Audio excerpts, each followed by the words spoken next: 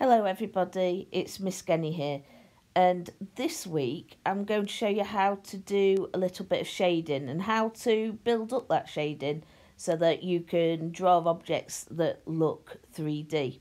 Now, I am by no means an expert, and you'll see that when I finish drawing this orange, but I wanted to give you a few tips that you can practice.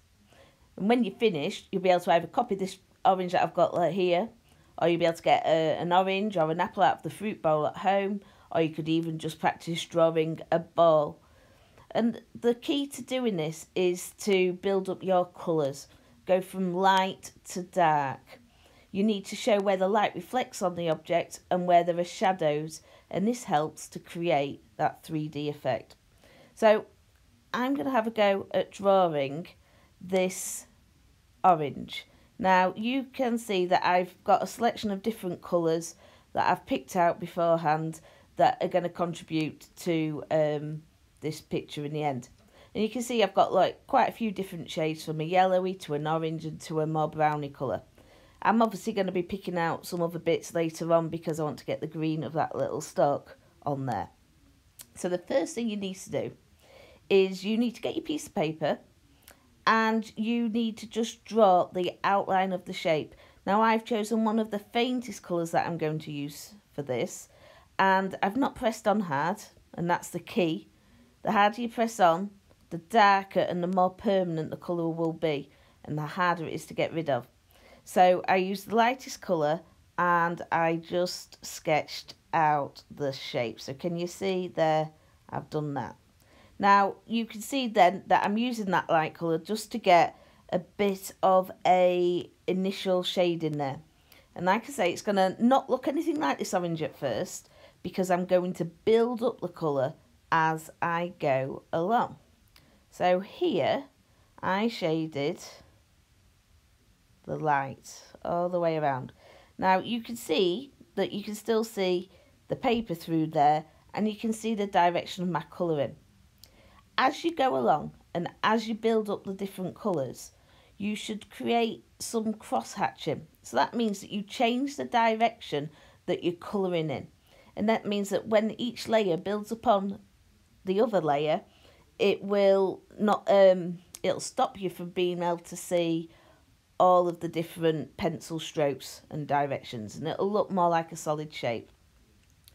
Now I've got this initial outline on there, and I need to look at the orange now that I'm drawing, and I need to think, right, where is light reflecting on it and where are there shadows?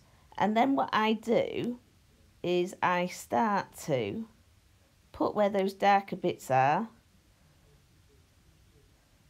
and I'm building it up slightly, and I've left where that lighter bit is. Still doesn't look like an orange, does it? But it's all very steady. Now I've got those lighter colours on. Now I'm going to start building up and putting those richer orange shades in. So I'm looking on the edge near that light patch reflecting off it, and I'm going to start getting some orange on. So remember to always colour, each time you get a different crayon, colour in a different direction. And can you see that I'm kind of doing some cross hatching there, and as it builds up it looks slightly different.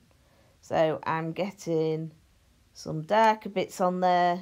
I'm trying to build up where the darker bits are. I changed to a different shade of orange. You may have different shades of crayons. If you haven't, then the key is do not press on as hard and your colour will be light. Press on a bit harder and it will be darker. And you'll be able to use reds and yellows and oranges, mixing those all up. So you can see, look, I'm still trying to leave that little patch of light reflecting on there, and I'm building up that orange colour around.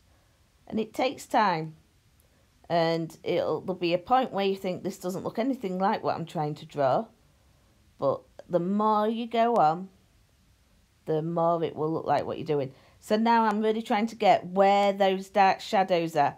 And this helps us to see the 3D shape, because these are the bits that are further apart away from us and there isn't any light reflecting on them. So it's up at this bottom and at this top right hand side.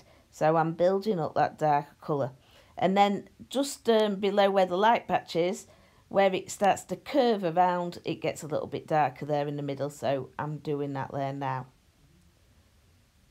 And then I'm just doing some little bits of detail around where that stalk's going to go in a little while. Changing it about, leaving that light patch. And can you see I'm constantly changing the colour of the crayon that I'm using? And you can see in this little history the range of different colours I have used to create this picture.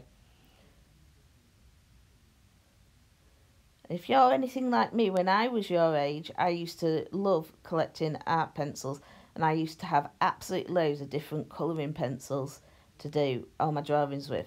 But like I say, you can just mix colours and press on lighter or harder if you want, and that will still make that effect.